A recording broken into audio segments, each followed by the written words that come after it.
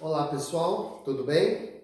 Sejam bem-vindos a mais essa aula de biologia. Nessa aula nós vamos tratar do assunto, continuar a respiração celular com o ciclo de Krebs. Ciclo de Krebs em homenagem ao alemão Hans Krebs, que descobriu esse sistema, o ciclo de Krebs, ganhou até o prêmio Nobel por ter descoberto o ciclo de Krebs. Muito bem, nós já falamos sobre a glicólise, a quebra da glicose a primeira fase da respiração celular, uma etapa anaeróbica que aconteceu lá no citosol das células. Só relembrando um pouquinho aí o que aconteceu na glicólise.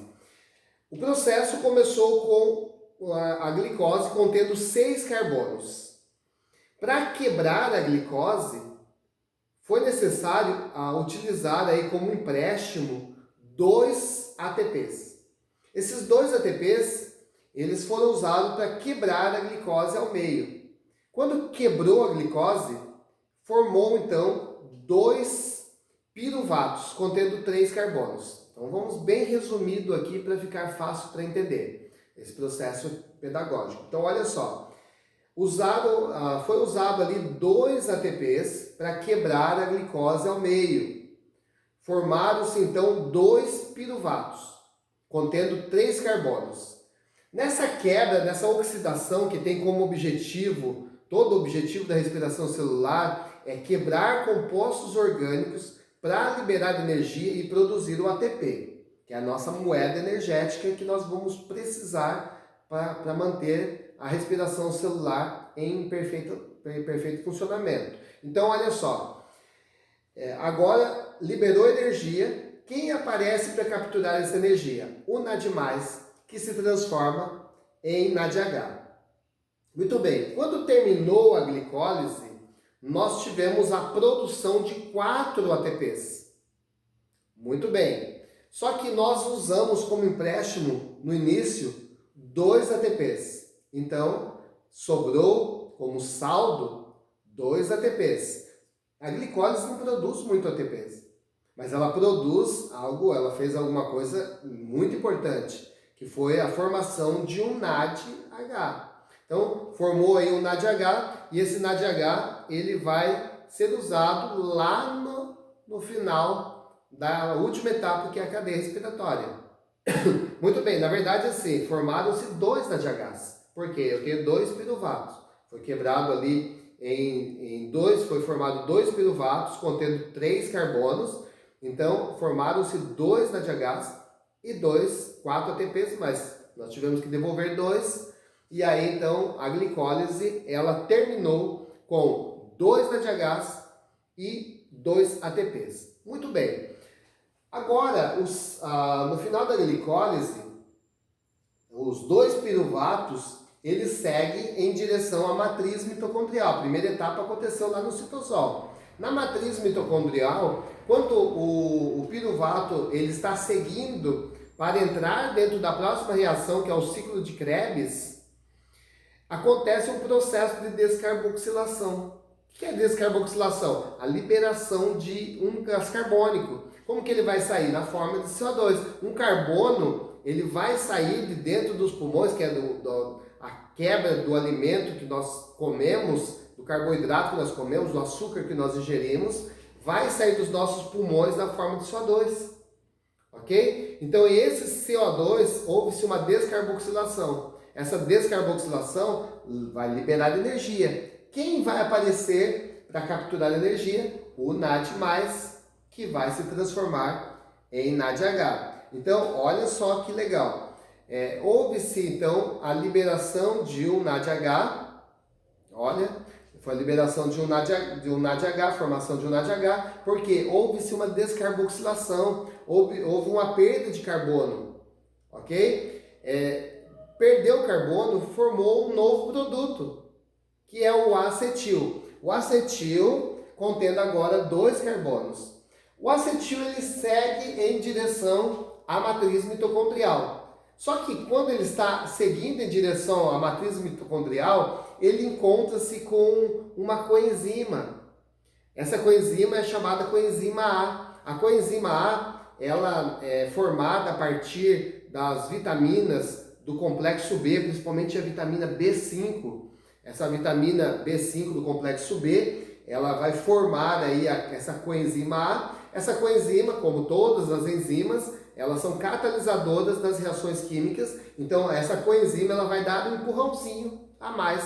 Ela vai acelerar o processo, vai auxiliar o acetil e ele vai se converter em acetil-CoA ou acetilcoenzima A. Então olha só, quem é que vai entrar agora dentro do ciclo de Krebs? É o acetil-CoA, contendo 2 carbonos. Então o acetilcoenzima A, ele vai entrar dentro desse ciclo de Krebs, carregando então seus 2 carbonos. Logo no início do ciclo, ele vai se encontrar com o oxalacetato, ou ácido oxalacético. O oxalacetato, ele contém 4 carbonos. Olha só, quando ele encontra o ácido oxalacetato, esse oxalacetato, ele vai juntar os carbonos do acetil-CoA com o oxalacetato, formando o citrato, que também é conhecido como ácido cítrico. Por isso que o ciclo de Krebs também recebe o nome de ciclo do ácido cítrico. Porque ele vai formar aqui o citrato contendo agora 6 carbonos. Olha só, oxalacetato, 4 carbonos. Esses 4 carbonos que já faziam parte do ciclo. Se junta com 2 carbonos do acetil e forma um composto com 6 carbonos chamado então citrato. Olha só, o objetivo não era oxidar totalmente o carbono para liberar energia e produzir o ATP. Por enquanto não está acontecendo isso. Olha o que está acontecendo. Está juntando, na verdade, um carbono com outro carbono e formando aumentando aí a quantidade de carbonos. Mas agora, olha só, o que vai acontecer? Vai acontecer a primeira descarboxilação aqui. A primeira descarboxilação vai liberar um CO2. Então, vai sair aqui um CO2. Vai perder um carbono. O citrato ele vai perder um carbono e vai se transformar em um outro produto que é o cetoglutarato, ou também chamado de ácido cetoglutarico. Esse cetoglutarato ele tem agora 5 carbonos, ok? Tem 5 carbonos, liberou energia? Claro que liberou energia. Quem aparece para capturar essa energia que foi liberada aqui? O NAD+, que vai se transformar em NADH. O NAD+, que vai se transformar em NADH. Agora, o cetoglutarato ele tem 5 carbonos. Observe que aqui aparece um cara também chamado o succinil-CoA. Tem uma função aí semelhante à coenzima A, como um acelerador, como um catalisador. E agora aparece uma outra descarboxilação. O cetoglutarato também vai perder um carbono que vai sair novamente na forma de CO2. Mais uma descarboxilação. O objetivo é liberar, oxidar totalmente os carbonos para liberar energia e produzir o ATP. Olha só, neste momento aqui, vai liberar novamente energia e vai aparecer o NAD+, para carregar essa energia e se transformar em NADH. Muito bem.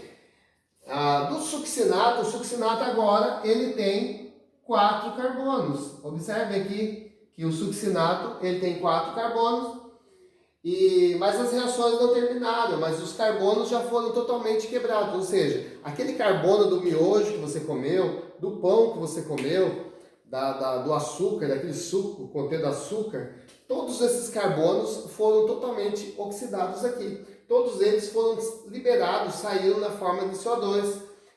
Até o final do ciclo de Krebs, já não tem mais nada de carbono. Todos os carbonos do açúcar que você ingeriu já foram liberados aqui dentro do ciclo de Krebs. No cetoglutarato até o succinato, já não tem mais agora aqui carbonos dos que vieram da glicose que você ingeriu. Agora só tem os carbonos que já fazem parte do ciclo, os 4 carbonos. Só que aqui, do succinato até completar o ciclo, até chegar no oxalacetato, novamente, ainda tem o fumarato e tem o malato, que continua ainda com os seus 4 carbonos, ok? Continua com os 4 carbonos. Só que nesse processo aqui, aparece um cara também muito interessante, que é o GDP. O GDP, o que ele é? Ele nada mais é do que uma guanina de fosfato. É claro que aqui também vai aparecer um fósforo inorgânico, um PI. O fósforo inorgânico, que é o fósforo inorgânico, é aquele fósforo que ainda ele não participou das reações, é aquele fósforo da alimentação que você comeu, daquela verdura que você comeu, que tem fósforo, aqueles legumes, aqueles alimentos que você ingeriu contendo fósforo. Aparece esse fósforo inorgânico aqui, que rapidamente vai se juntar com o GDP, formando um GTP. Olha só, que é um trifosfato de guanina. Agora, o trifosfato de guanina, ele é lógico, é muito rápido, ele vai se transformar em um ATP. Ou seja, o ciclo acaba de fazer um ATP. Usando essa trifosfato de guanina trifosfato, ele forma aqui um ATP. Nesse processo, claro, vai liberar energia muito pouco. Aqui vai acontecer também o processo de liberação de oxigênio, desidrogenação. Então o que vai acontecer? Vai liberar um pouquinho de energia, mas não é muita energia, porque a energia liberada em grande quantidade estava relacionada diretamente com a liberação do carbono. Mas, mesmo assim, não libera muita energia, vai aparecer o FAD, que vai se transformar em FADH2. Ok? Nesse processo, ainda entre o fumarato, o malato, até chegar ao oxalacetato, ainda vai continuar liberando um pouco mais de energia para formar mais um NADH.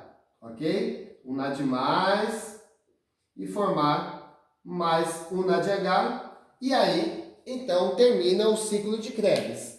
Olha que interessante, o ciclo de Krebs, então, o que ele formou no final do processo? Se nós pegarmos aqui para fazer a nossa contabilidade, nós vamos encontrar o seguinte: no final do ciclo de Krebs, eu tenho como produção 1 NADH, 2 NADH, 3 NADHs. Só que presta atenção, lembra que eram 2 piruvatos? Então, claro, foram formados 2 acetil-CoA e com certeza 2 ciclos de Krebs. Então, todo o processo aqui, vocês devem contabilizar em dobro. Então, aqui o que vai formar? Eu tenho 1, 2, 3 NADHs, 3 vezes 2, então, no final do ciclo de Krebs, eu tenho 6 NADH, ok? 6 NADHs. Muito bem, eu tenho aqui um FADH2. Então, vai acontecer duas vezes, então eu tenho 2 FADH2, ok? E formou aqui um ATP, mas como acontece duas vezes, então eu tenho aqui um processo com 2 ATPs, ok? Então, esse foi o ciclo de Krebs. Legal? Então, não percam a contabilidade, porque isso daqui vai ser importante. Você viu que todo esse trabalho aqui do ciclo de Krebs não formou tantos ATPs, ok? Mas foi formado 6 NADHs, 2 FADH2 e 2 ATPs. Lembram que lá naquele outro processo da glicólise até o início do ciclo de Krebs, formaram mais 4 NADHs. Ok? Então, até terminar o ciclo de Krebs, foram formados 10 NADHs. 2 FADH2, por quê? Lá da glicólise até acontecer a entrada, lá na matriz mitocondrial para acontecer o ciclo de Krebs, da glicólise até o final do ciclo de Krebs, foram formados somente 2 FADH2, já que na glicólise não forma FADH2, ok? E 2 ATPs que foram formados lá na glicólise, eram 4, mas nós tivemos que devolver 2, então ficou sobrando aí como saldo 2 ATPs, que se juntam aqui em um total de 4 ATPs. Com essa contabilidade, nós vamos ter que entrar depois dentro da cadeia respiratória, ou também chamada cadeia transportadora de elétrons, que é a nossa próxima fase, nossa próxima aula. Então acompanhe aí certinho, e aí depois nós vamos ter aí a cadeia transportadora de elétrons. Valeu, meu povo! Tchau!